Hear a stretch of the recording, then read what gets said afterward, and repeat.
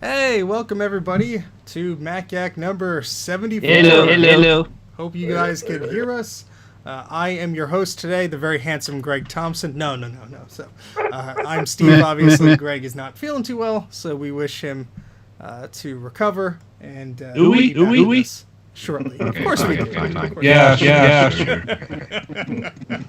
But how's everyone Let's doing? see. No Wait, echoes? No. I think we're good. No. There's an echo. Did you get everybody except one? No, you don't get to that that's apparently. Well, you only do it if you're using open course. There was something specific about circumstances, and they do it, and he changed something. All right, I did. Let's see if that echo resolved itself.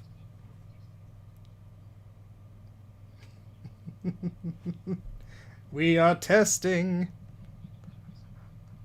Well, we're off to a good start, I guess. Fixed. Okay, it's fixed. Sorry about that. Let's start over. Welcome to MacYak 74. It's all Greg's fault. No. We think we fixed the echoing issue. Son of a...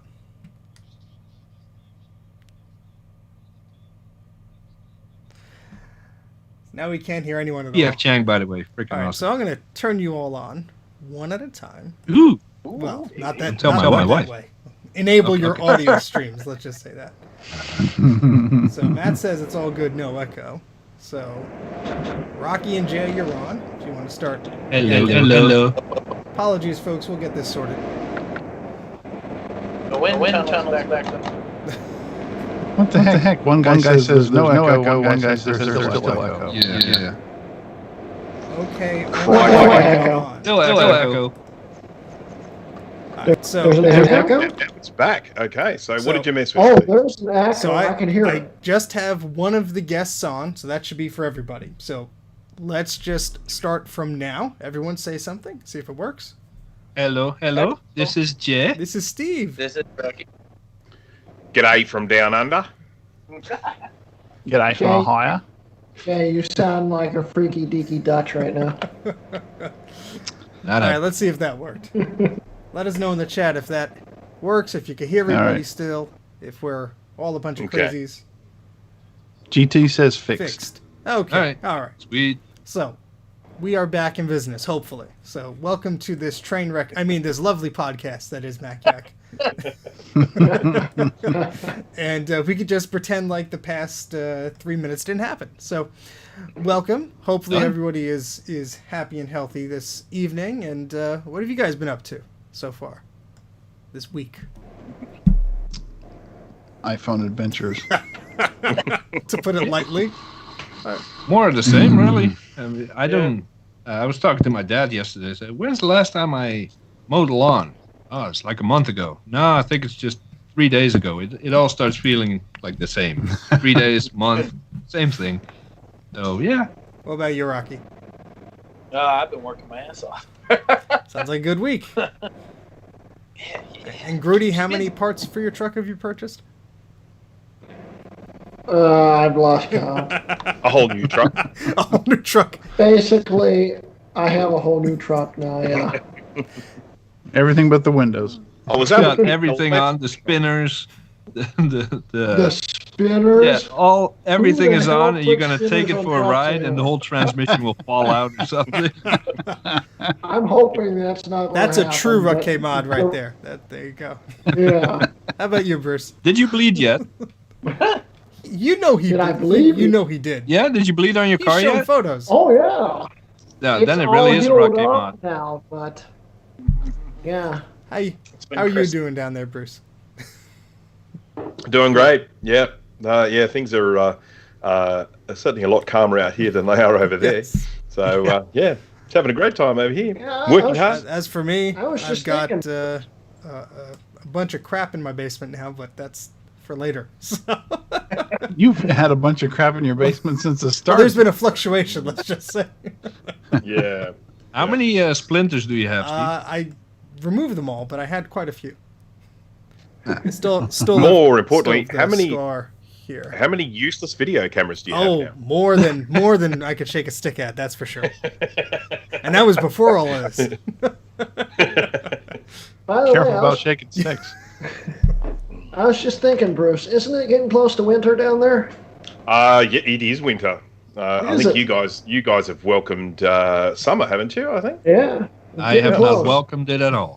Yeah, so it is winter here. So we are getting Sydney's version of winter, which is, what I consider to be extremely cold.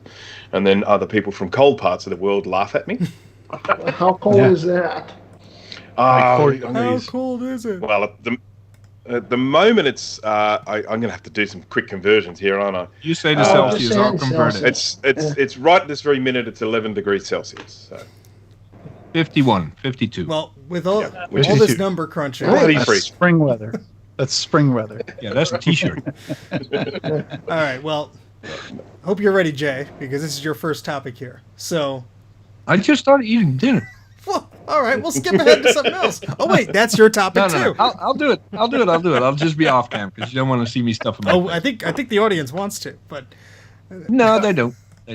so the first topic we're going to talk about today is an open core update. And since I don't know a core from a hole in the wall, Jay is going to talk about this. So go ahead, Jay. This was originally GT's topic because he wrote the guide. I just put a link in the chat on how to install OpenCore, and there's been some changes since the last updates that Apple released. There was a security update for High Sierra and Mojave, and a point update for Catalina. And a lot of reports came in that the Catalina update was messing up OpenCore. Let's see, I don't know the finer details, but there was some kind of conflict with the add-on AMD you can thing. do called Yeah. Radeon Boost to get better performance out of your AMD Radeon cards. That has been resolved, and GT put all the details in the install guide on mac-yak.com. I'm going to try on top of that, OpenCore itself received an update, so he had to update the guide for that as well, to explain to people how you update OpenCore and all that stuff. So the link I put in the chat has all the details there. I'd love to tell you more about it, but I don't know it.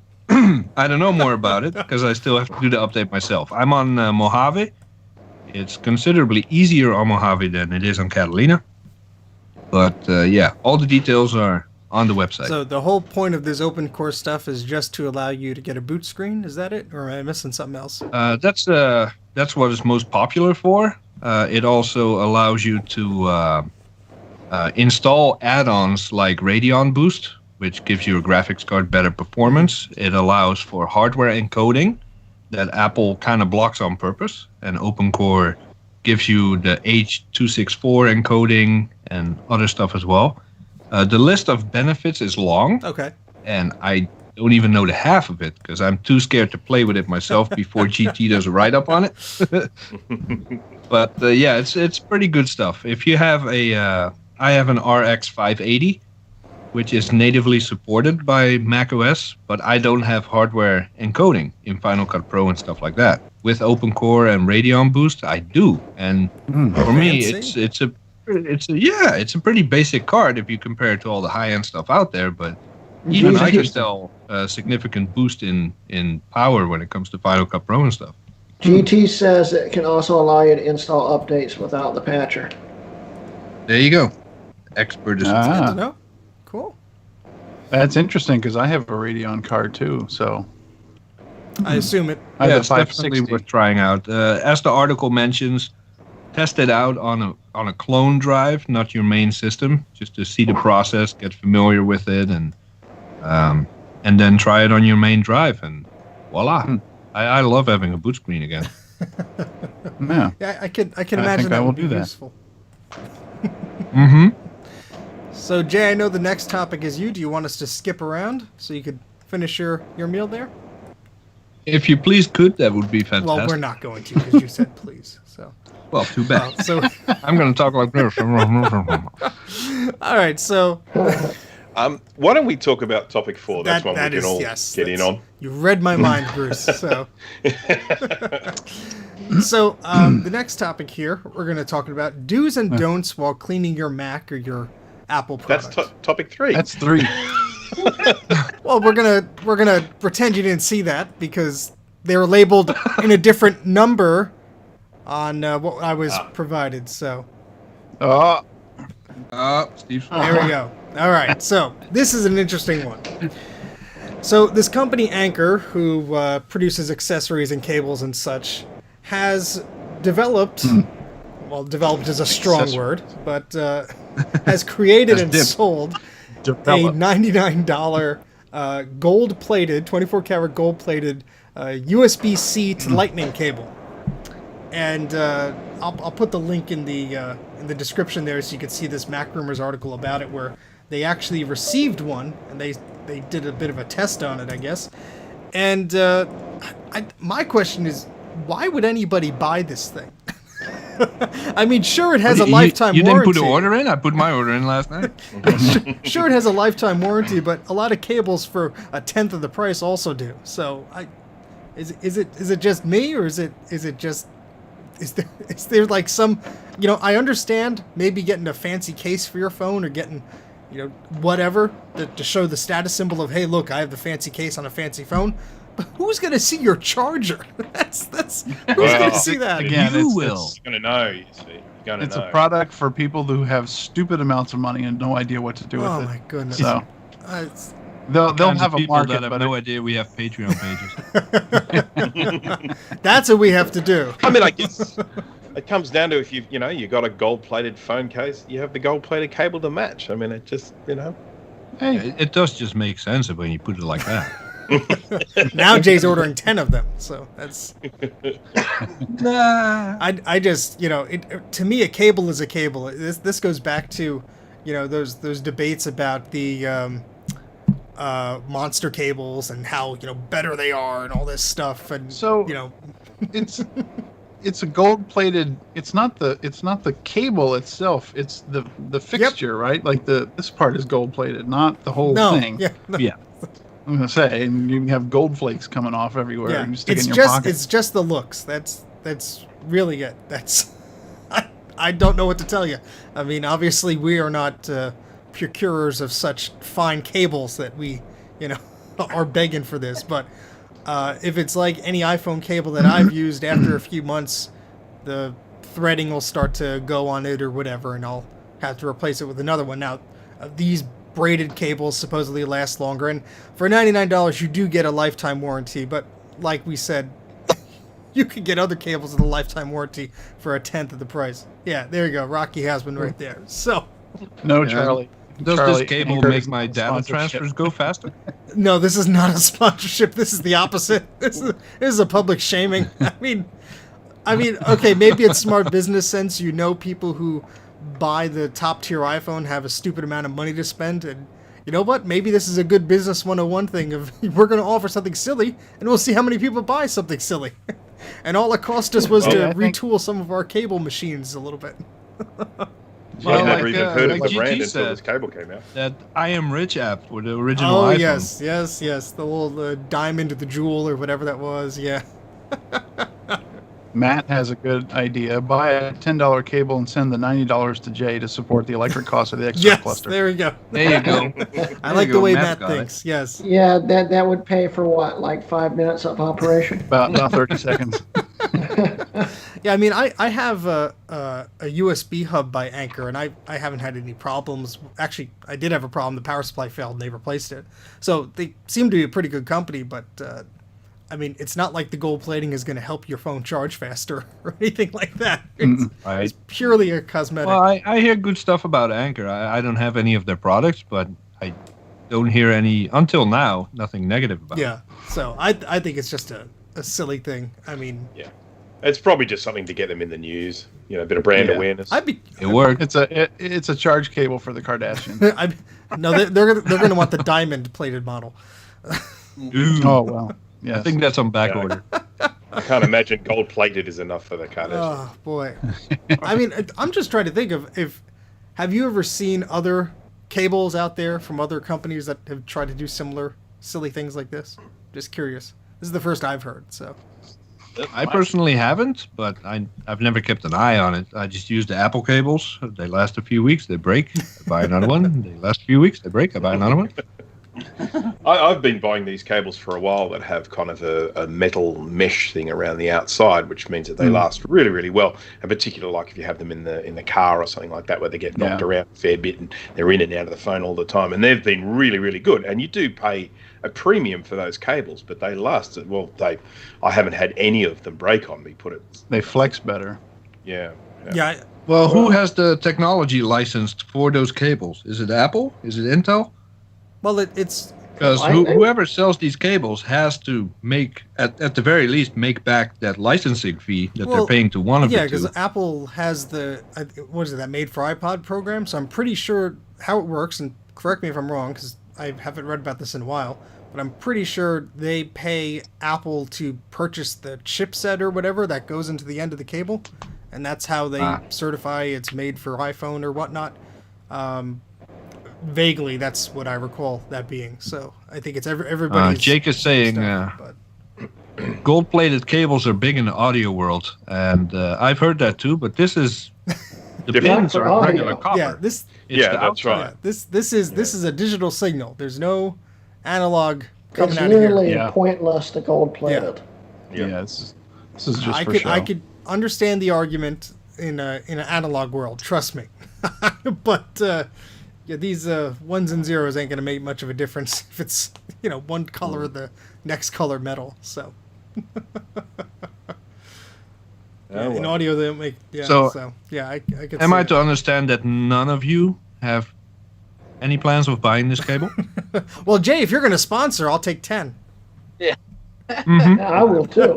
I'll buy one and cut it in 10 pieces, and then sell the pieces on eBay. Rare. One of a kind. Like Steve Not Jobs. Steve Jobs. Yeah. I mean, just speaking of cables, I've never had issues with like the third-party ones. Yeah, some of them are cheaper made, but monoprice ones seem okay. Even other brands seem okay, but I don't know, $100 on a cable just is a little silly. I think we all agree on that. It is. Okay. All right. So looks like we beat this one into the ground, as Greg would say. So let's see. Since you got me all discombobulated with the topic. Oh, I love the comments on here. Oh, on the article? On this thing. Picture of Trump in a gold room. Gold member. I love gold. The next 40 minutes will be Grudy doing Austin Powers impressions. You just see our subscriber rate just skyrocket.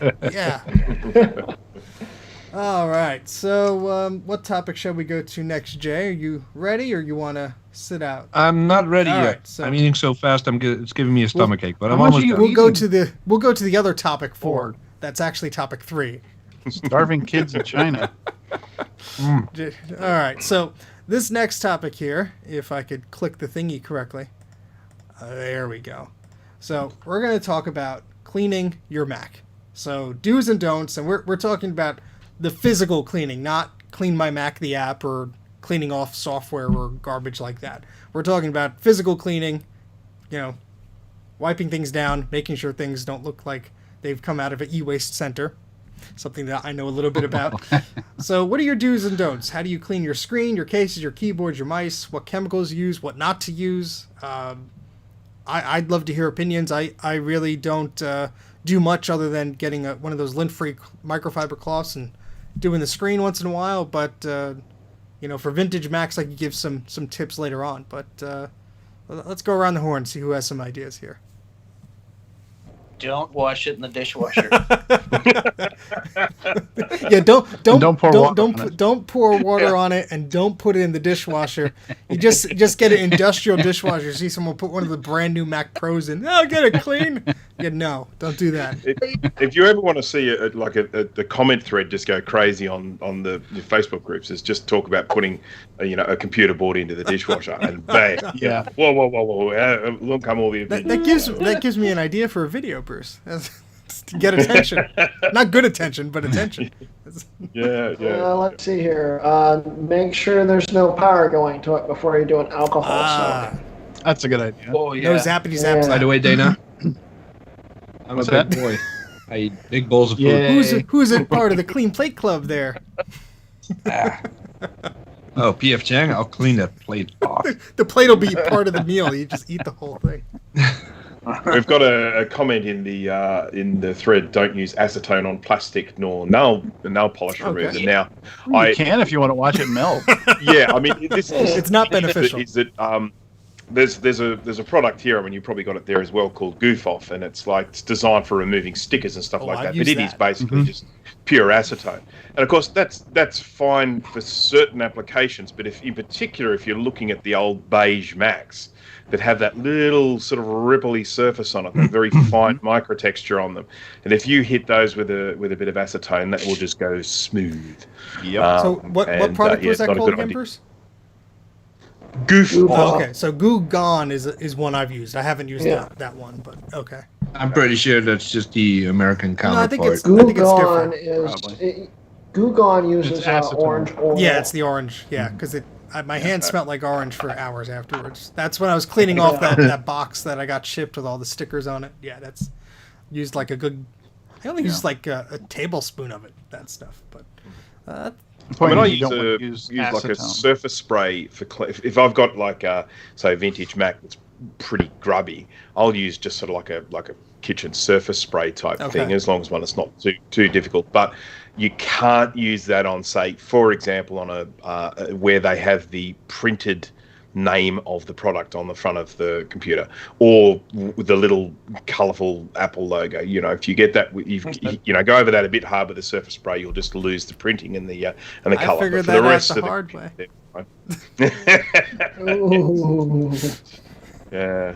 I mean, generally people usually just say, sort of slightly soapy water is the way to go. But of course, obviously with this, make sure the computer's not plugged in, go easy on it, and usually if you're using a spray, they generally recommend don't spray onto the surface of the computer, spray onto the rag and then wipe the computer They say with the same thing with LCD panels and old plasma and LCD TVs, all that stuff. You never want to spray directly on it because that's going to seep into the panel. I mean, for CRTs, you're usually okay, but I always still prefer to spray it on a rag and wipe with that, rather than risk anything leaking into where it can't. Because these are electronic devices, after all. They don't like liquids. So. So what about Are a you sure? keyboard? I don't know. What about one of these? How do you clean one Carefully. of those? That's Rocky. Compressed air, and that's about it. But a normal keyboard like this, just take all the keys off, take it apart, do your thing. Yeah, I've done that before. Then put them all back in different order. Soapy water, warm soapy water. I have yet to find anything that cannot be cleaned with a microfiber cloth and vinegar. Okay. I clean pure vinegar. I buy the Windex with vinegar in it, so it dries quick and doesn't stink that much like vinegar, although there's a decent amount in it. And it never fails. Stickers, dirt that is embedded in scratches, it cleans pretty much everything. Yeah. I do want to mention that two things you should not clean often, or actually one thing that you should just not touch and make sure it doesn't get dirty, is anything with a retina display. Because the more you clean them, the quicker you will find that the lamination of the screen starts peeling off, which is wonderful. called some kind of gate. Delamination. Delamination gate, or they make a gate out of everything. That's been going on for years, ever since the Retina came into existence, and even with the 2020s, it's still an issue. Is it okay So the just more you to clean them, use a dry cloth, I assume? any rubbing will work against the lifespan of the display. That's great. Yeah. Yeah. So you're not allowed to pet it, Steve. Good Retina MacBook. Why are you sad now? Oh, there go the colors. Now it's a PowerBook Oh. 180. Yeah, that's. Yeah, I mean, I use 90% alcohol on a lot of stuff.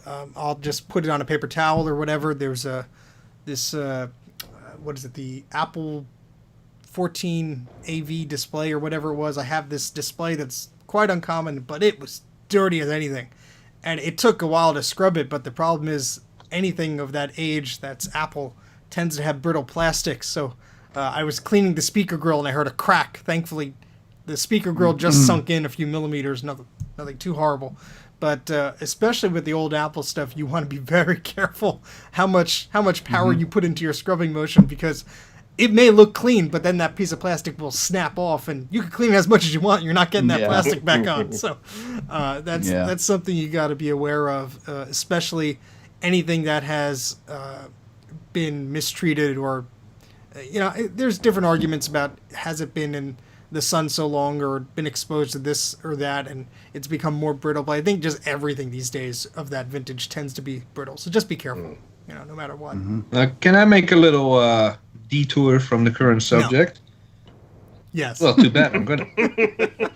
How about restoring surfaces? For example, I have 1 or 2 puck mice that I clean, and as you may recall, the color sides of it had kind of a rubbery feel to it originally. That now turned into this sticky mess that you have to clean up. How do you get that rubber coating back on, that translucent coating? Or when you have brittle plastic, I hear people say, oh, some kind of oil treatments can kind of reinvigorate the plastic. Are there any good restoration techniques or products? I've heard some things where you could spray sort of almost, it's not an adhesive, but it's something where you could spray it on something and it would sort of build up a coating, but I'm not entirely sure if it's exactly what they used, because I don't think that would have been the case. It's an interesting thought. I mean, I don't know if there's anybody out there in the chat that knows, but there is someone saying if you want plasti dip. That might. I don't know if that would work. That'll cover it, but that won't fix it. If you want to actually rejuvenate the plastic a little bit, some of them react well, some of them don't. It depends on what mix of ABS and plastic they were using in that model.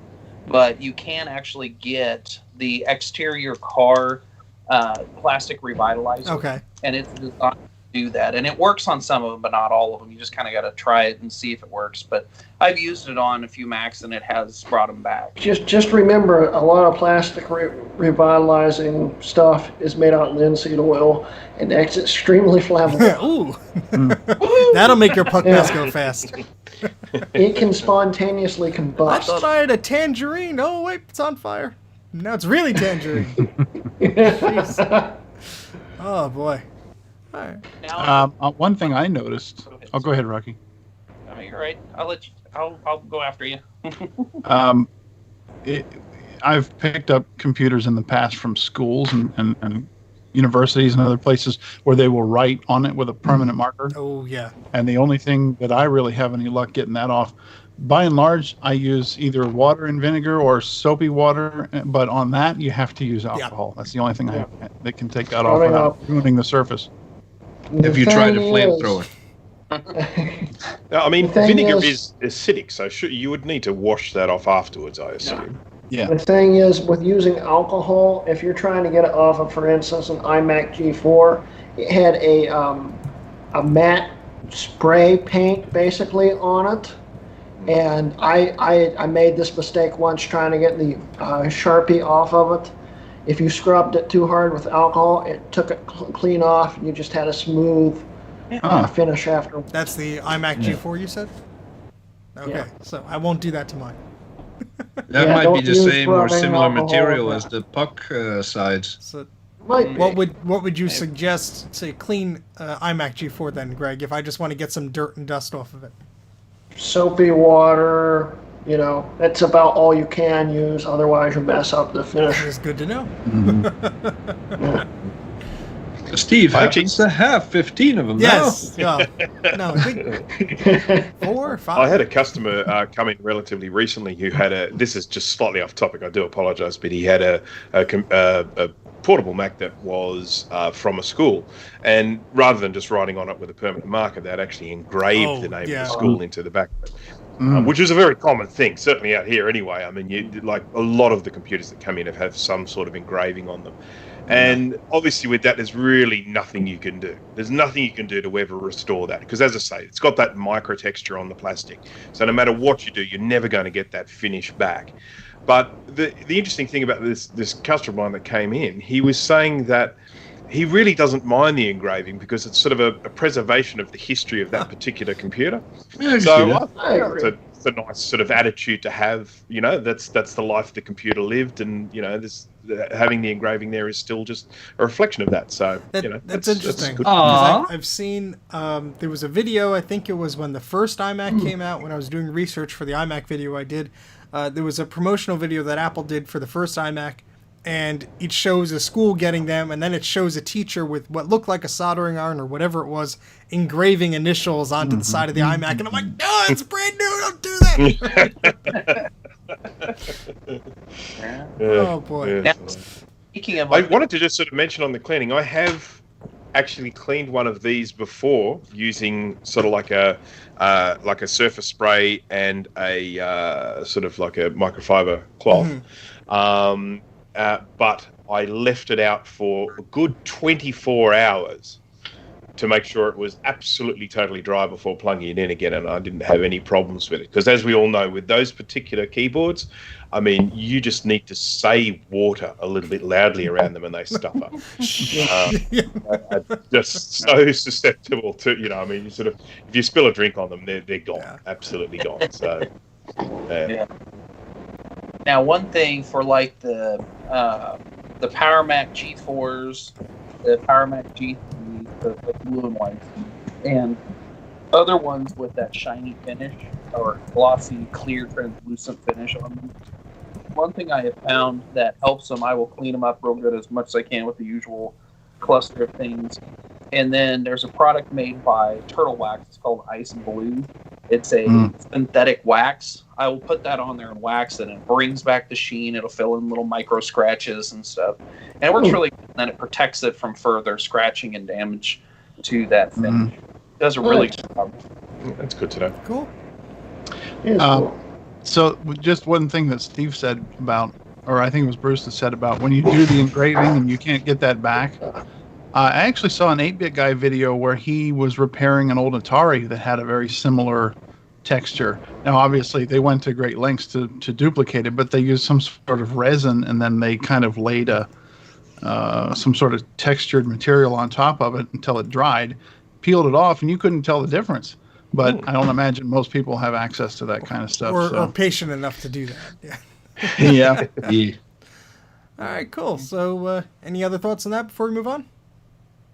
Well, No. if you have to repair like that Mac with the brittle plastic problem. If you have to repair a crack or something, you can take and fill the crack in, preferably on the back so where nobody can see. You can fill it in with a little bit of baking soda and put some cyanoacrylate, or AKA super glue, on it, and it'll harden and bond it, and it'll be, you know, super hard to work really well to restore. I went through that process recently with, I think it was a startup button for a 2VI or a 2VX. I can't remember exactly, something like that. And they have these two little wings coming off either side. And I just remember that because one of the wings snapped at a particular spot. So I went in and got the super glue and the baking soda, and they got it back on. It was all good. And then it snapped at another spot. So I went and did that one. And then I put it back in again, and then it snapped on the other side. And at a certain point, I just said, no, I'm going to have to just make a whole new one. A 3D printer and was done with it. Yeah, I've seen that happened to me on the beige G3 I just got. It has a very similar power button, and it just snapped. The plastic went flying. I never saw it again. And I've seen people get very creative, like cutting a paper clip and putting it by each wing to help support it. But in that particular case, maybe a 3D printed one is the way to go. But I mean, I have mentioned this before, but through sort of an incredibly active, stupid clumsiness on my part, I had an LC635. Is that the one? 605? No. So the one with the board slides in and out. 630. 630. I had an LC 630, and because they have really, really brittle plastic, they're right in that time frame of the brittle plastic. And I dropped one from about, I don't know, table height onto the ground. It just shattered like a glass. It's just literally hundreds and hundreds of pieces of little pieces of plastic all over. Well, I have a spare case, but the shipping won't be worth it. This would be the right time to mention that Bruce fixes your computer for you if you have any issues.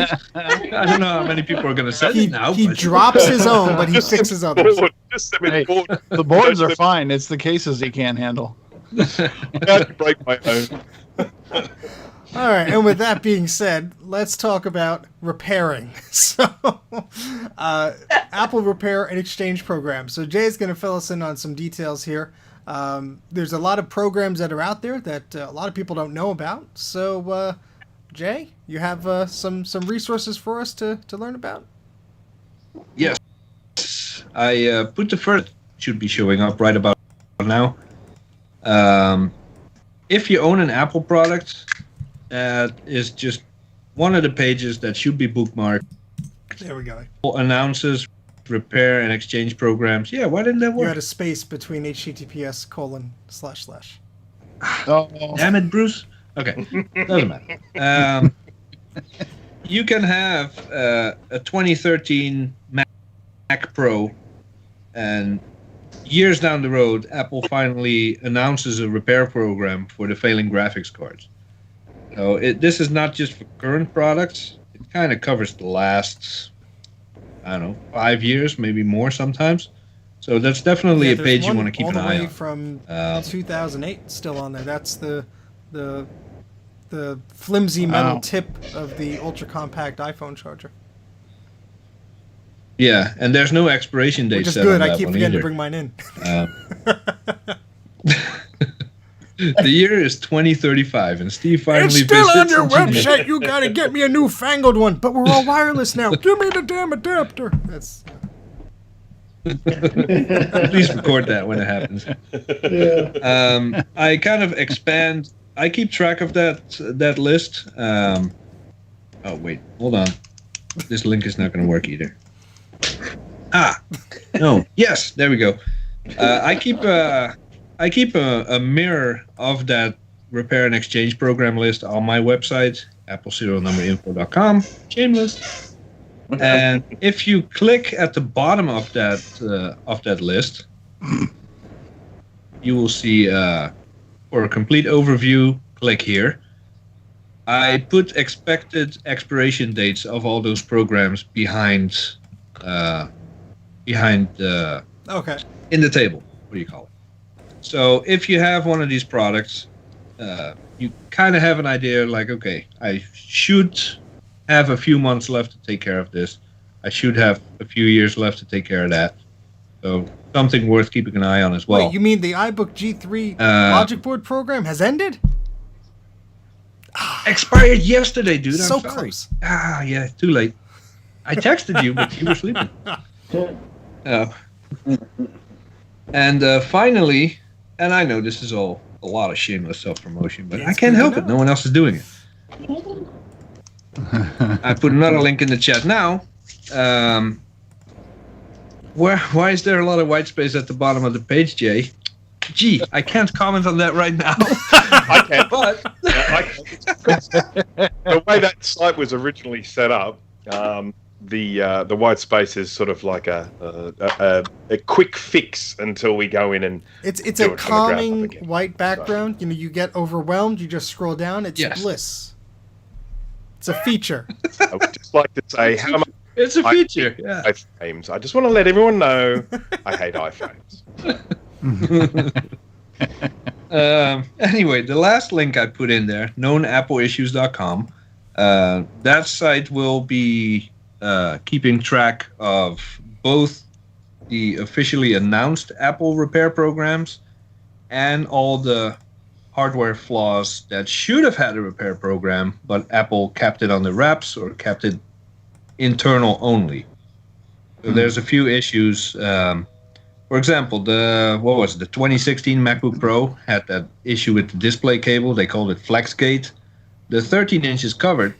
the 15-inch is only covered if you complain hard enough, for example. So those are a few resources where you can keep track of these kind of things. And if you see something pop up that affects your machine, act on it right away. Because if you don't, I get it. It might not be convenient. You're in the middle of a project, you're traveling or whatever.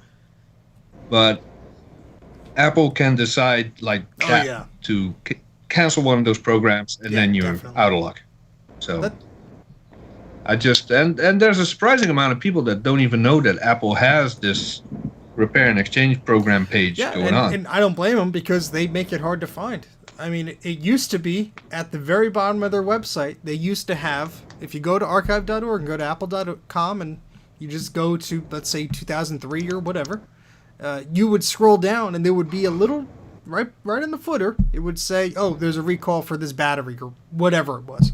And it was public because it was on their front page. Now, it's hard to find. And without the information that Jay is pointing out, at least it was the case back in the day, if you didn't have the knowledge base number or the article number or, the recall program details, they would say, nope, you got to pay for it. You're out of luck. And the minute you mention the magic number of, hey, check out knowledge base number, whatever. Oh, yeah, we'll send you a box right away and get that sorted out for you.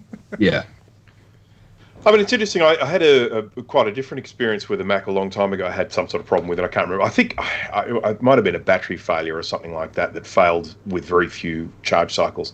And I went and took it into the Apple store. And I mean, while they were there, he was sitting there looking up the, sort of all the different programs to see if there was one for that particular model. So they were actually, sort of conscientiously seeing if there was a way I could get it repaired for free, which I thought was quite good. Yep. They're supposed to. Yeah. So I'm glad they did that, because if they didn't, that would have been pretty bad. There was nothing there, but, at least they tried. And I'll make a note to follow up in MacYak episode 345.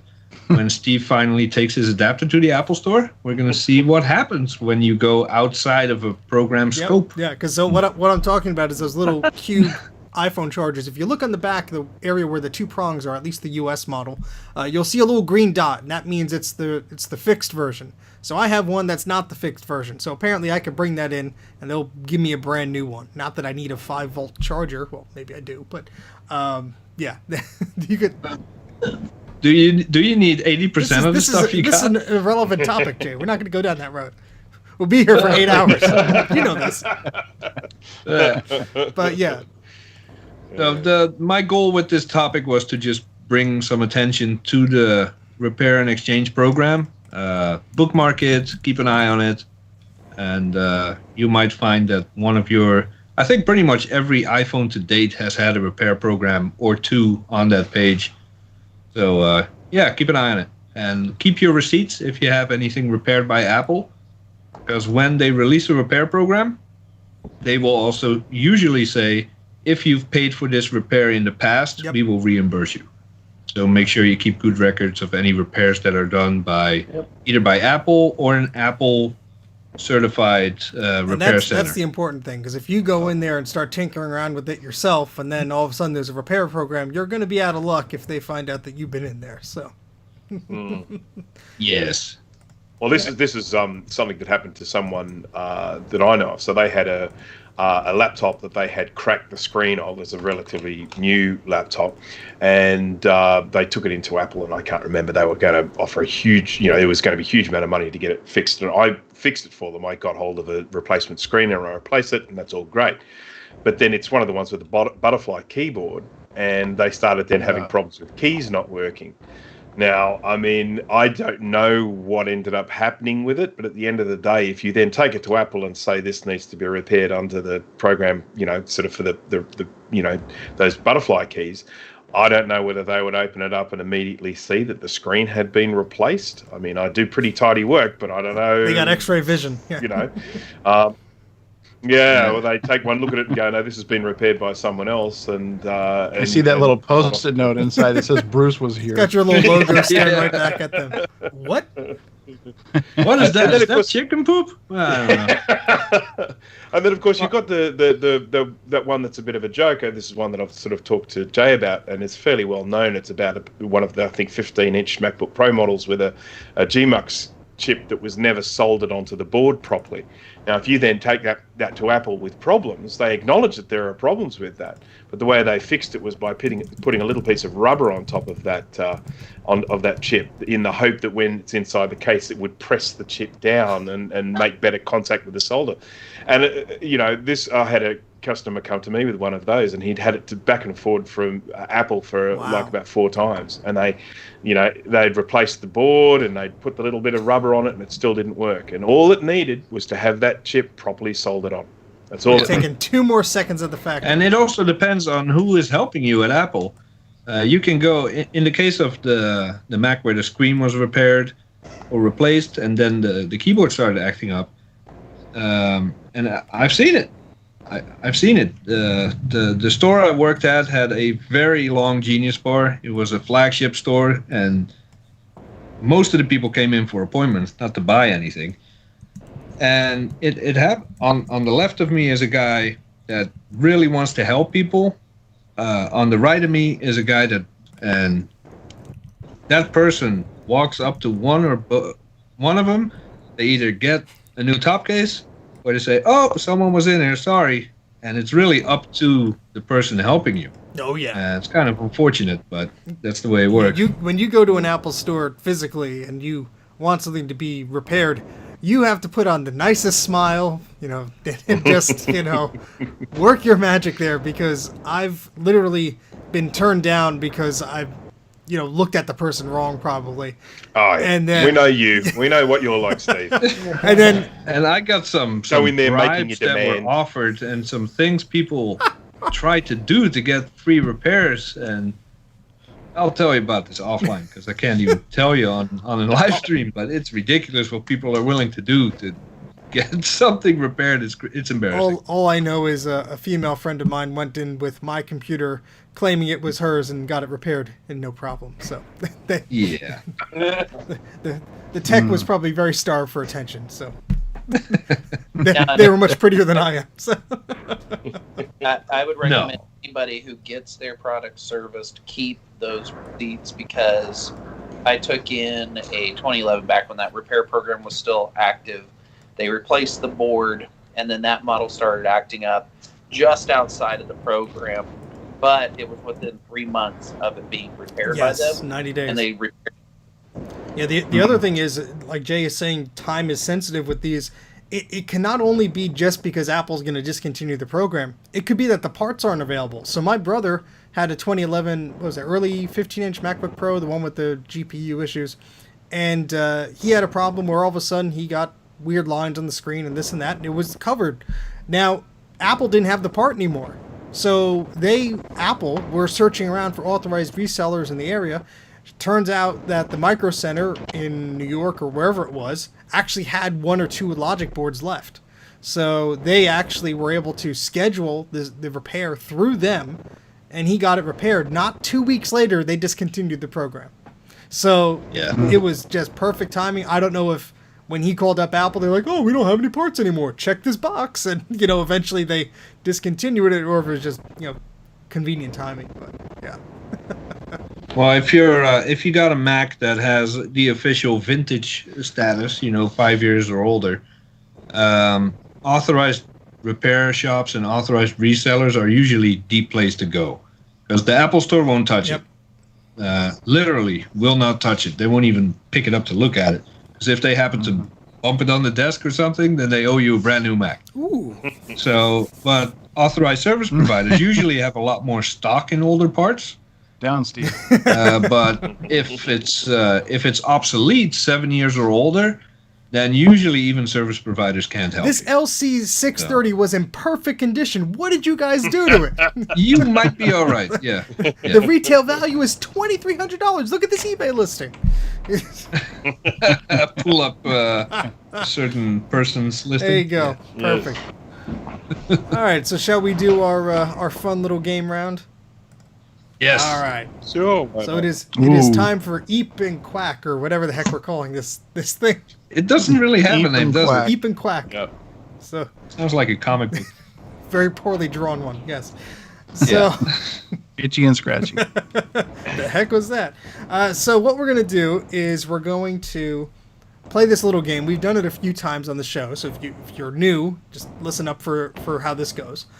We're going to say a particular topic or an action, and the responses are Eep if you have done that, or Quack if you have not done that. So please feel free to play along in the chat. We'll give you an Eep or a Quack, depending on what's going on. That was a good quack. Thank you. Yeah. And Yeah. Feel free to offer suggestions as well. yes, we only have a few here. So once you get the understanding of how this works, feel free to paste in your suggestions or type them into the chat box there, and we'll try to address them. So the first one here, we have: when creating a new document based on an old one, you accidentally save over the original instead of hitting save as. Eep. Eep. Yep. Eep. Eep. Yeah. I think everyone's done that's, that. That's the only reason that I like the. When did I start I think doing lion this? or Leopard, I think, with the versioning, or maybe it was Time Machine. I don't know. I did that all the time, Oh, yeah. and I would have to bring it back from a backup. yeah, that's a big Eep from me. I remember doing that. And it could be something as simple as I'm in Photoshop, I flatten all the layers, and I accidentally hit Command S, and I save the flattened version over the layered version, and I'm like, oh, what did I just do? And what I'll do is I'll do Command S and then Command W. So as soon as it saves, I close that window. So there's no undo. So I just No more undo. That's Yeah, it. you can't go back. Yep. Can't go back. No, there's no. I don't going think back. we have a single quack on this one. Yeah, I think this is. Yeah, I think it's a common one. Yeah, I mean, Very common. just a reminder: always save early and save often, and save different copies. I remember this happened to someone that I was working with once, and he had a document that he had done this with, and then when he went to go sort of save it, it was saying sort of save, don't save, or cancel. Oh, I can't remember which one it was, but he whatever he did, he ended up selecting the wrong one and just sort of destroying a whole like hours worth of work. yeah, I've heard that when I got that boxed Macintosh Plus, when I met the original owner of it, was telling me how I think they did their dissertation or something on it, hours poured into Microsoft Word or whatever it was, and they put in the wrong disk and they saved over the file of the different version or whatever, and I'm like, ooh, that's Painful. pretty bad. Yeah, that's why you have hard copies as well. It never hurts to have a printout. Yes. And nobody has as much paper as you do, though, so it's easier. Well, easier said you than done. buy 1,000 sheets for $2.50 at a thrift store. You're going to have some sticking around for a while. So I work at a printing company, and I saw a picture of Steve's stash and went, damn! you go to a place like Staples, they want top dollar for that stuff because it's probably like imported from another country. Nobody wants it anymore. So. All right, so the next one we have here is flat out dropped a Mac on the floor. Well, Eve? Bruce? I didn't even know that one was in there. oh boy. Did someone just add that? Come on. No, it's in there. It's as of before 8 p.m. It was in there. So Yeah. Have I? I'm trying to think. I mean, I don't think I've straight up dropped one from, but I've tipped them over and such. So that's an Eep, I guess. Yeah, Eep. That's an overwhelming amount of eeps. Jeez. Yeah. Eeple, come on. Yeah, some people don't deserve nice things. So abusive. Don't let No, any you of know, these people hold any collectibles. Just trying to think about this. I can't say I've ever dropped, I've never dropped one straight to the floor. I've had one slide off into my lap off the desk. I drop about 1 or 2 a month. Well, that, Yeah, I was going to ask you, Grudy. I thought this is a direct question that needs to be aimed at Grudy. I thought to myself. I knew a coworker. I think the closest I ever came was I just a couple 3 weeks ago, maybe a month ago, I got another blue and white 17-inch CRT just happened to come up on the Facebook Marketplace here in town. So I went and got it, and I brought it home, and I pulled it. When you transport it, you have to put the screen down in the seat so that the weight is distributed properly. I'm pulling it off the chair, or off of the seat, passenger seat, and for just because I haven't handled CRTs in forever, I started to just carry it away, and all the weight was down, pointing down, and it fell out of my hands, and I just happened to bend over real quick and catch it. Oh boy! About broke my back, Yeah. but I caught it before about 6 inches before it hit the ground. You're gonna need surgery, but the plastic is intact. Yeah. Macs can be fixed. Plastic card. I remember it wasn't a Mac, but when I first got, I don't think it was when I bought the iPhone 4 new. I think I had it repaired from Apple because there was something wrong with it, and it was in my shirt pocket, and I thought, oh, this is great, I'll just put it in my shirt pocket here, and I didn't have a case for it, so maybe it was when it was brand new. I got out of the car, I reached down to grab something, phone comes out of the pocket right onto the pavement. Nice scratch, like a millimeter away from the camera lens. So it wasn't anything horrible, but could have been a lot worse. And then I remember my coworker. That I have done. Yeah, I have done my that. Coworker The had, phone falls out of the pocket. Yeah, but that doesn't count because it said Mac. Well, right. Well, then Yeah. my coworker had a MacBook Pro 13-inch with the touch bar. Just got it brand new, and he's holding it on his right arm, and we're walking to a meeting, and you just hear. And he got a pretty good sized dent in it. So I had an interesting situation where someone brought a laptop to me to fix, and they were just kept on going on and on about how pristine the condition of this laptop was. It's been so well looked after. This thing, perfectly clean. And they bring it, and I open it up, and I look at it. It's just got dings all over it. I'm like, Do you need glasses? Not so pristine. And he looked at it with absolute horror, and I'm just like. So clearly someone in the house had been using it that he wasn't aware of. Yeah. Clearly this is the wrong Now, computer. I drop my phone all the time, and not even on purpose, because I know people that actually do it on purpose, like, just toss it on the desk. My favorite sweatpants that I have been using a lot these past 3 months, they're about as old as I am. They're really old. They must be really right Yes. next to my right pocket, there's a tear in the fabric. So I either stick my hand in the pocket or straight down to my leg. And when I'm putting my phone away, Where are you putting that I phone, Jack? always miss the pocket. And then I feel it going down my leg, and I hear clink, and it falls on the ground. That happens about 3 times a week, so I make sure that when I wear those pants, I stand Do on you the know ground. there's an invention called a sewing needle, and you could just I know, Yes. I know. and fix it. Yep. Yep. For a small fee, I could be of some assistance here. Only $99. I'm sure, Rob, Ooh. I'm sure everyone's seen that beautiful bit of footage. It's back in the days when people used to queue up for the new iPhones, and like a new iPhone, a couple of people have been queuing all night to get it.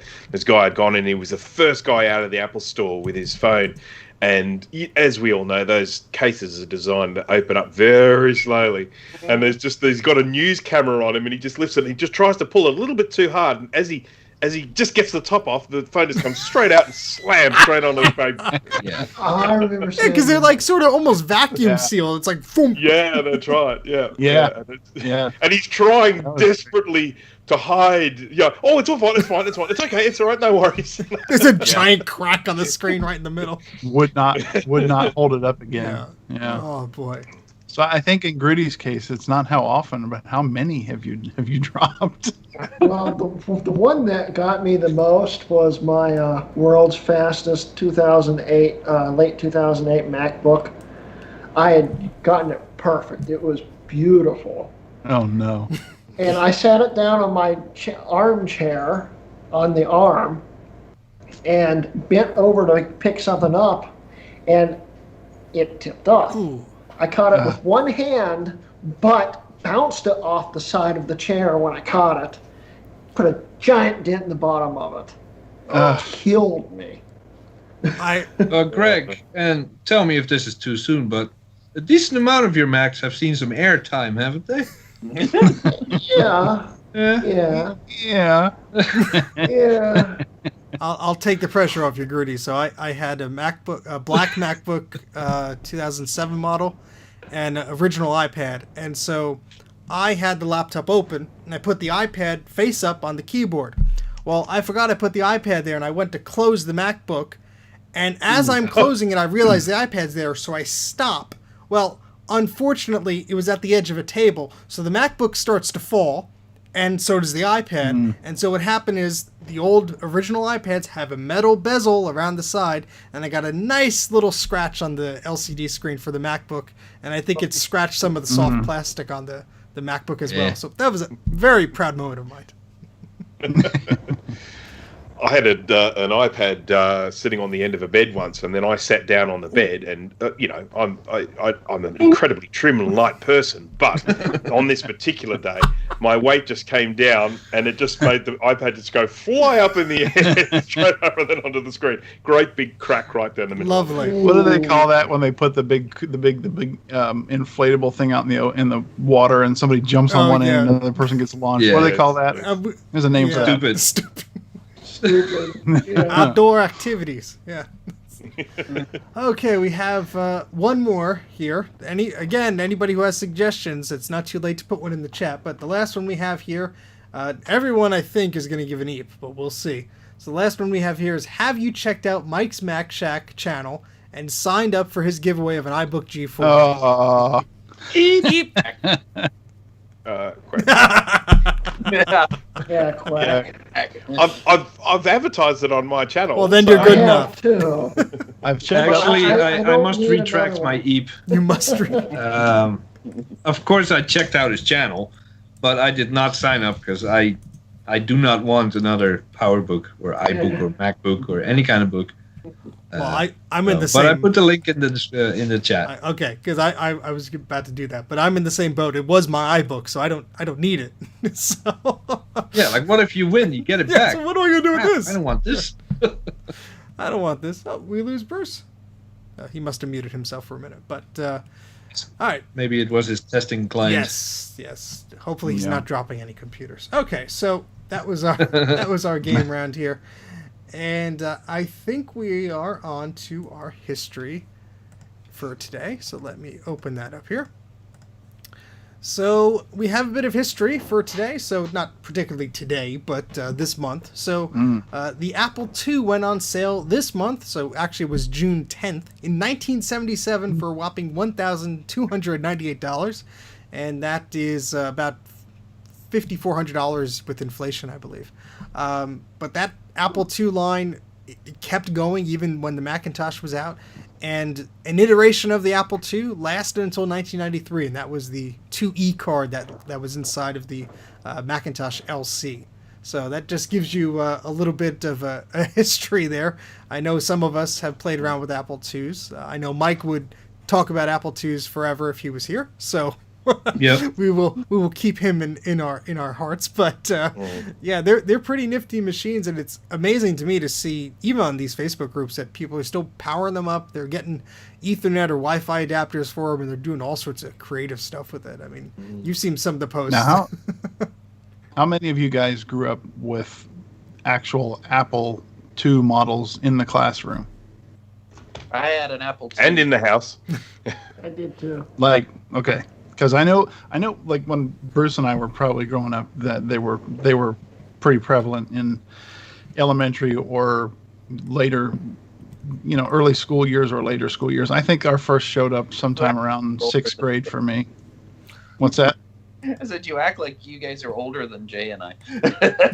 We're all Well, I am older than Jay, not much, but yeah, it was kind of a neat transitional period where they started bringing these things into the classroom, and of course, we as students, being more computer savvy than the teachers, figured out how to get around Of course. and how to put software on there that probably shouldn't have been on there, and things like that. But yeah, I have very fond memories of number crunchers and Oregon Trail and things like that. So I love the Oregon Trail version of it. Yeah. I remember they were quite old by the time we had them in my middle school.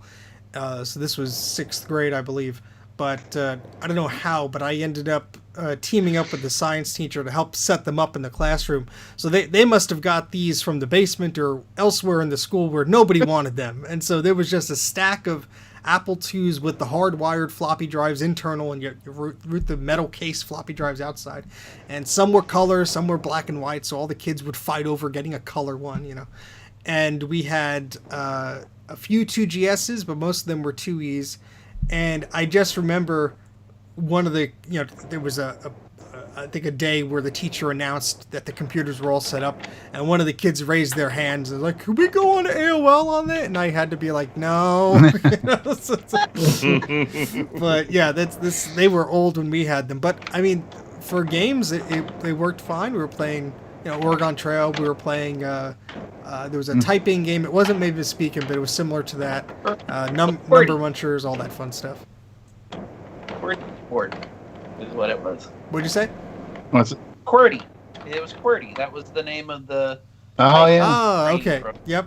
QWERTY. Yep. Yeah. So a lot of fun times on those, and of course the story behind the 2E card is when Apple came out with the Macintosh LC, they were trying to push that into schools, and the schools that already had the Apple IIs, they were saying, "Hey, look, you could buy this Macintosh, and it could extend your entire library of Apple II games. You could software and everything you could plug into that." And we actually had in that classroom, we had 1 or 2 LCs that had the Apple IIe card in it. You had that dongle cable that split out, and you had your joystick and your paddle controller, or floppy disk drive, or whatever plugged into that, and it ran all the Apple II software. So we had like 1 or 2 of those. It was exciting to have that, but basically ran the Apple II stuff. My dad was a teacher, and both my parents are teachers, but and they used to do sort of marking, and they had some software. If I'm remembering correctly, I think it was called Motorized Markbook, and they, then that company developed that software for Macs as well, but it was never as good as the version that ran on the Apple IIs. So they were hanging on to the Apple IIs as long as possible, because this was a far better application for what they needed to do, which of course is that's that whole killer app thing, isn't it? So they were hanging on to the 2Es as long as they possibly could. Oh yeah, because I mean, as we see, they what, $1,300? That's not cheap. So you want to get your use out of those, and I'm sure that was without a monitor and without any upgraded memory or a disk drive or any of that stuff. But yeah, that's I think that's the longest selling series of Apple products. Probably. Going to be eclipsed by the Macintosh eventually, but 77 to 93, that's not a bad lifespan for that thing. And, that's quite a while. Yeah. So, all right, very cool. So, any other memories of fun things with the Apple IIs or the Apple IIIs? I didn't even see my first computer in the classroom until I went to high school. Oh yeah? What machines do they have? I don't really remember. They were the Pizza Box Macs. I think they were Quadras and Performas. But I don't remember the model numbers, because back then I didn't even know what an Apple product was. I just thought it was a different branded PC. Instead of a little HP on it, it had an Apple. Yeah. I had no idea. That's how I was as a kid too. Yeah, I remember there was a drafting class, a computer-assisted drawing class, a CAD class that I took in middle school, and they used Apple IIs, and I was wondering, why are they using these Apple II computers? Well, they had the software all set up for it. It was plugged into a plotter and everything, and that's what they had set up. And it was one of these things where you took the class for 2 weeks or whatever, or a month maybe, and that was the end of it. You moved on to the next extracurricular activity you were doing. But that always stuck with me. I'm like, why are they using the old things? Because we had another class that was a typing class, essentially. And it was like an HTML web basics typing class. They were very cutting edge. They tried to be. The computers didn't really have internet, but they shared it once in a while. And you would go from these like Windows 98 machines, and then the next class would have an Apple II, and you're like, wait, what's going on here? It's lovely funded school system, I'm sure. But all right, so next thing we're going to be talking about is one of our favorite topics, and I love when everyone gets involved in this. So I think Dana has one, but this is, of course, what were they smoking? So what we like to do is we like to find things that are crazy priced, and we try and guess what they must be smoking to think that they could get that amount of money for this product. So take it away, Dana, if you have a good one. Yeah, this one. Charlie actually submitted this one on our Discord. We have a channel dedicated solely to this. If you find a ridiculous eBay listing, post it there, and there's a good chance that we'll put it here in our section. But this one, and I'm going to post the link now.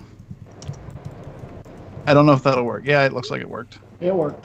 We have a rare Apple iPod Shuffle. It's one of the product red. Remember when they were doing that? For the lean low price of $23,000. Or you could buy two Not for bad. $46,000. Not bad.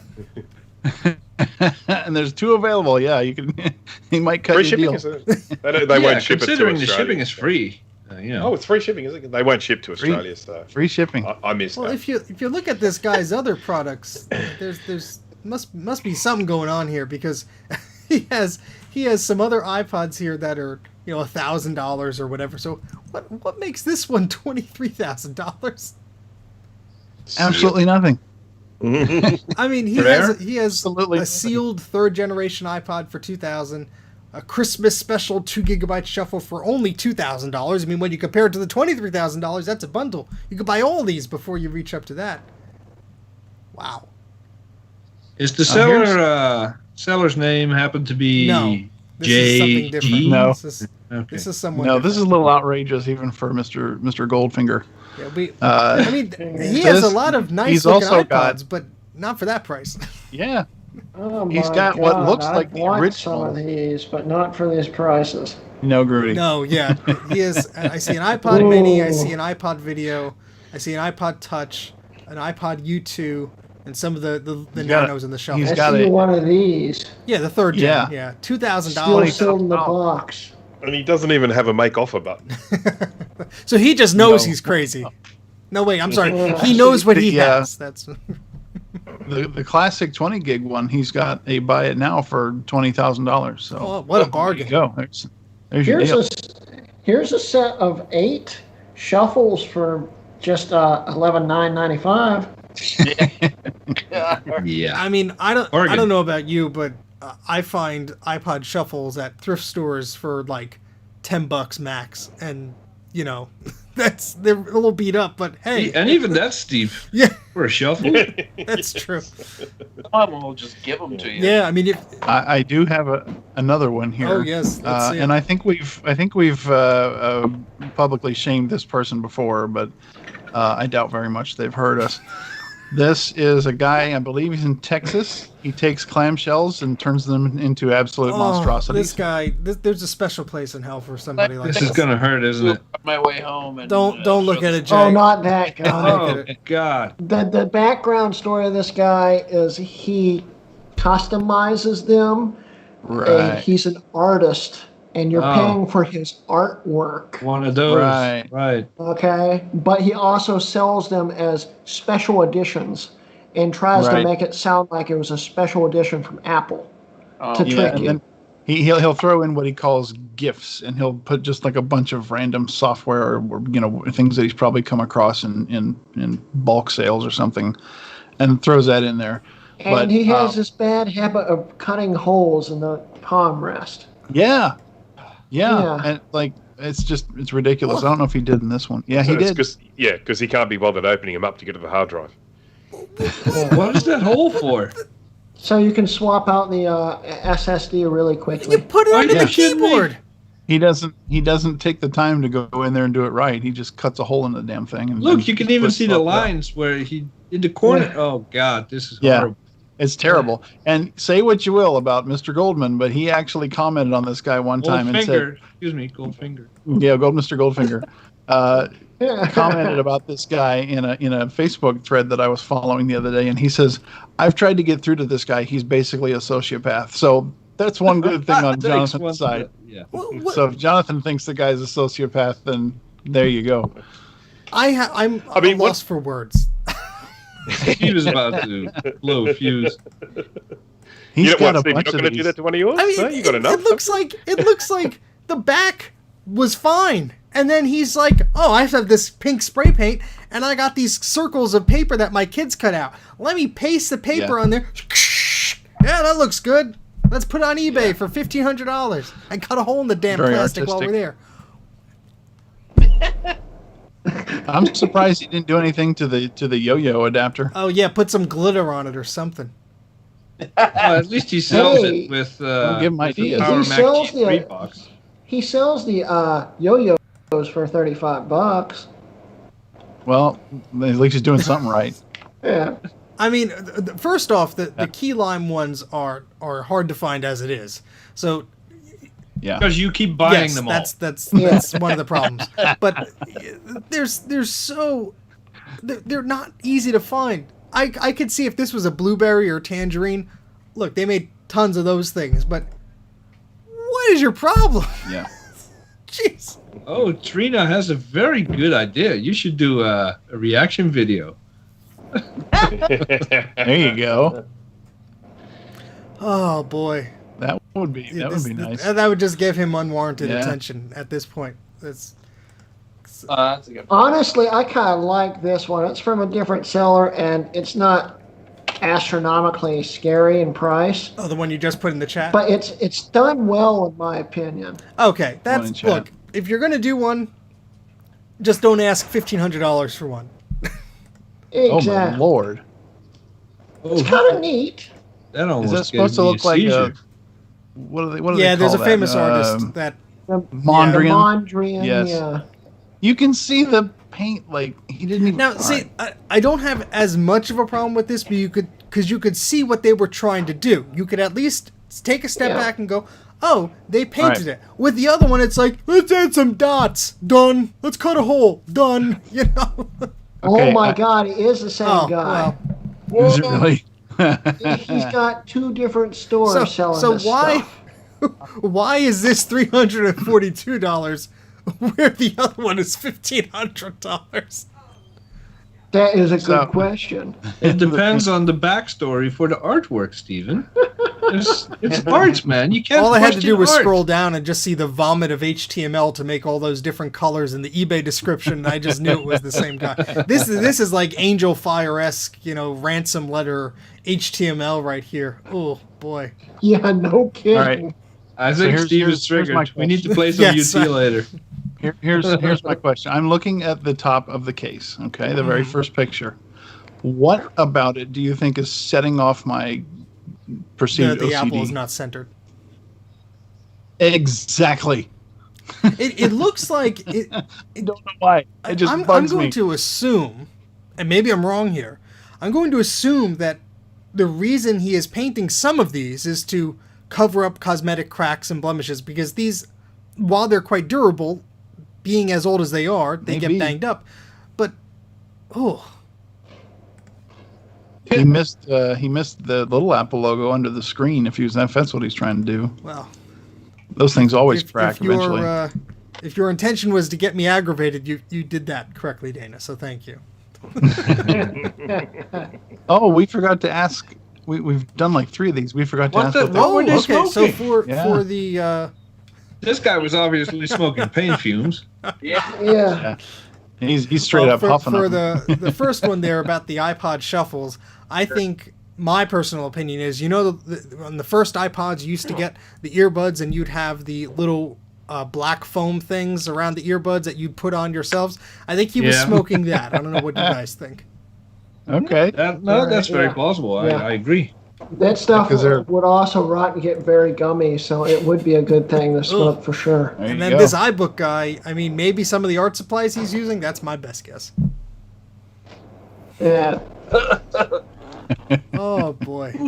He That was was not pretty. a lot more than smoking and huffing, and he was probably eating it. Well, that's how you get the colors in your mind. You gotta, you gotta do that. Oh, boy. Spray it on yourself. Osmosis never hurts. All right. Any other Wow. comments on these fine items that we would all love to own? No. New- I'll save my Yeah. money for the anchor cables. The only thing I did want to mention is this is something that we talk about all the time when it comes to buying some of this vintage stuff and looking at some of the absurd prices that are out there. If someone is looking to buy one of these and they jump onto eBay and the only one they see is exorbitantly high, don't just automatically assume that's what they're going for. Some of these rarer items, they don't come up on eBay as often as some other items, and you just need to be patient. You just need to be on the lookout for them, set up your alerts and stuff like that, because, you know, I think people make this assumption that because it's the only one on eBay, that's what they're going for. But in actual fact, while that one's been sitting on there at a high price and not selling, other ones have come and gone. So, you know, just be patient. Don't sort And of, you know, sometimes it's not the only one Yep. in eBay. It's just it's been marked wrong. And if you do a search with some misspelling, it will pop right so up. the moral of the story is to that's a good search point, yeah. carefully, set up your saved searches, so if something does come up that's a bit of an odd thing, you could find it right away. And then look at the sold listings or the completed listings. Yeah. See what they actually went for. So if you see one that comes up, maybe it has a best offer or it's an auction, you can see how much you should, you know, maybe pay for that versus some of the other ones that sold in the past.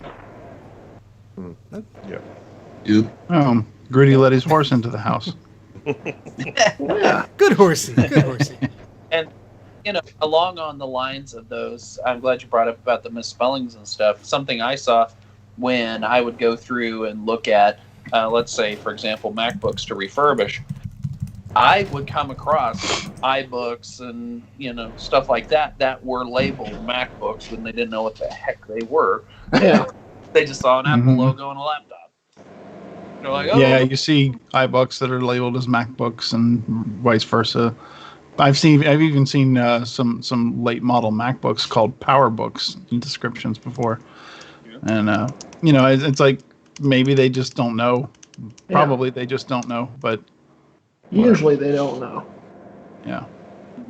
The later edition PowerBooks look so much like MacBook Pros that people forget. If you look for the MagSafe connector or you look for the iSight, that's usually the giveaway. But Yeah. And I'll Okay. do your homework because, like, SEs came with all the signatures embossed into the plastic, and people have the misconception to believe Yeah. it was something it's special. rare. I think that's rare. Yeah. Scarlet This has got Swordfish has just jumps- mentioned the whole G5 Mac Pro thing. I mean, the number of times you see G5s advertised as Mac Pros and vice versa. Yeah. Some bargains to be had sometimes. Yeah. Or some not bargains, yeah. So, all right. So next, we're gonna talk about my archive adventures. So, I've been to an e-waste facility more times than I can remember these past few weeks. And speaking of Mac Pros being misidentified as G5s, I had the sad sight of seeing a pallet of G5s all wrapped up, and they are probably on their way to being disintegrated at some level. But let's not talk about that. But I've been doing some. Yeah, well, You brought it up. I want to talk about happier things. So, there were some cool things that I picked up. I did 2 live streams, but there's some other things I'd like to show. I didn't grab crazy things. I got some cameras and stuff like that, and I hauled away some items for someone who was there as well who couldn't take some stuff home. But I'll probably be doing a stream sometime in the next few days or something like that.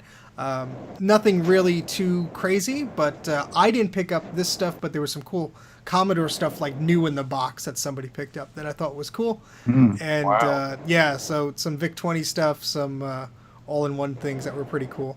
But yeah, that was pretty neat. And I got, I think it was like 3 or 4 of those Mac Mini power supplies, which are always good to have. So I picked up a bunch of odds and ends. I'll be doing a stream at some point. So there's nothing really to share right now, but just figured I'd put that teaser out there. I don't know when I'm going to do it, so don't ask me. But when I have the time to do it, I'll do something like that. So that'll be fun. And you'll be streaming in about 20 minutes, right? No. Sounds good to me. You tried. Maybe 30 minutes. I don't know. Maybe 30 minutes Okay, there we plus go. Hey. 24 hours. I don't know. Well, That's too late. Grudy will be going to bed. well, no. In plus 24 hours, I'll probably be streaming. oh, okay. So we have Good. to work around schedules then. But Yeah, that's one of my announcements for the end of the video. Oh, well, speaking of which, we have self-promotions here. So I did mine. Let's do our shameless self-promotions. Look forward to your stream, Steve. There's a lot of fun stuff that was in the last ones. Well, thank you. Yeah, I've been teasing some pictures to these guys, so they see some of the cool stuff there. But I got my shameless self-promotion out of the way. So let's go clockwise here. We'll go to you next, Grudy. What do you have coming up? I am shooting for a live stream probably tomorrow around 8 or 9 p.m. Eastern Time. I'm not totally sure yet. Just to do updates on the channel, talk with everyone, just have a fun time, see what we could talk about. And I got a few other things in the works. I just haven't gotten around to film it all yet. So, can we see the giant puddle of oil in your yard? There's a few giant puddles of oil around my whole property, so in fact you can follow the trail of oil going around my property. The EPA would be so bad. You should just throw a match on it, see what happens. I tried, I didn't do it. That is a horrible idea. Of course he tried. It's Grudy. Of course. You better have He filmed likes it. horrible ideas. Oh boy, what about you, Jay?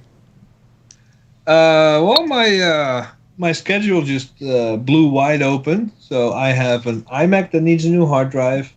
I will be making a video about recapping an Xserve G5 power supply because I realized I've done 2-3 streams about it, but no video where I put everything nicely in frame and stuff like that. So I'll be doing that probably tomorrow or this weekend. I'll be recording it, and whenever I publish it, I don't know. There is still a rather large project about the Power Mac G3 that I need to work on, and apart from that, no real plans at the moment. Okay, cool. No. What about you, Bruce? I got a ton of stuff. I got so many computers here at the moment to recap, so I'll be definitely doing sort of live streaming of anything that I find that's interesting. I will probably stream after Grudy tomorrow, so I'll wait till you finish, and then I'll pick up all of your subscribers if that's all right. But yeah, so look, for me, it's business as usual. I've just got so much recapping here at the moment, so I'll be doing plenty of live streams over the coming days. It's a public holiday here on Monday, so I'll probably be streaming every day of the weekend coming up. So. Oh, yeah. What holiday is that? Queen's birthday, I think. Not Drop a Mac a Day. It's not actually her birthday on that day, but we just have a birthday called Queen's birthday because yeah. So neat. Yeah, drop a Mac Day. What about you, Dana?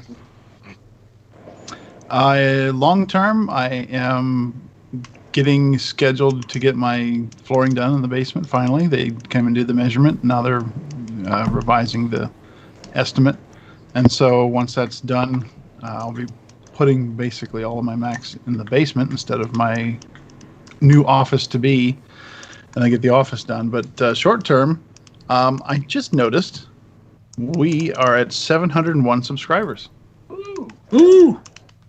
So big thanks to everybody that's subscribed lately. Yes. It means 299 to go before the giveaway. Yes, that's right. That's right. We are doing a MacBook giveaway. Episode 69 has the details. We're not going to tell you where it is in that episode. You got to watch the whole thing or fast forward through it, and you could find out the details there. So check that out. There's other stuff tacked onto them too. Yes, there's other items there too. I can't remember all of them, but look at the giveaway. Charlie, stop bringing that up. Seriously. Also, something fairly new in my situation is I found a pretty, let's say, extensive source of information on the Apple Network server. So I'm going to be adding that to my list of script or whatever you want to call it for the video that I'll be doing on that. So it's enough that it's almost as much new information as I already had from other sources. Ooh. So it's pretty interesting. A lot of things that I did not know existed as far as resources for this thing. So should be pretty interesting. Sounds fun. What Yeah. about you, Rocky? Well, after I return to Kansas tomorrow, I will be spending 2 weeks in quarantine, so I might possibly be streaming some, because I did make sure and put my Mac Pro out there. I might be streaming some, game stuff on Twitch, but other than that, it's going to be pretty boring. I don't have a whole lot I'll be doing other than working and playing some games. But hopefully after that 2 weeks, then we'll see what happens. Where are you again, Rocky? I'm in Texas. Why? Because Business. the foster nonprofit that I work for, Essential Company, and we had to set up new offices. So, he's going to be visiting all your exes. Yeah, he's going to be visiting Computer Reset. He's just not telling us. I wish. Oh boy. There's probably nothing there anymore anyway. No, there's plenty there.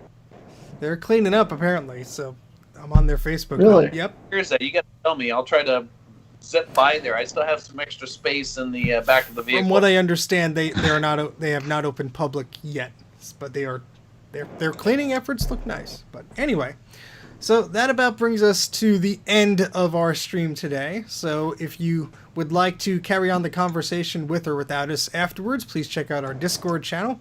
We have the link there on the screen, which is nice, so you could go ahead, and Jay just put that in the chat, so thank you, Jay. So you can join us on Discord. Don't forget to like and subscribe our video and our channel. Or else. Or else, yes. We have 701 subscribers, it looks like, but we'd love some more. So spread the word. Keep sharing our channel. Remember, episode 69 has the giveaway details for our MacBook that we're giving away, and there's some other goodies that are also added on there, too. What else are we giving away? My iPod Mini, and there's something else. A gift card for Steam. There you go. Yeah. So yes, it's not just the computer. There's a bunch more goodies on there too. But I guess that's about it. Did I miss anything, guys?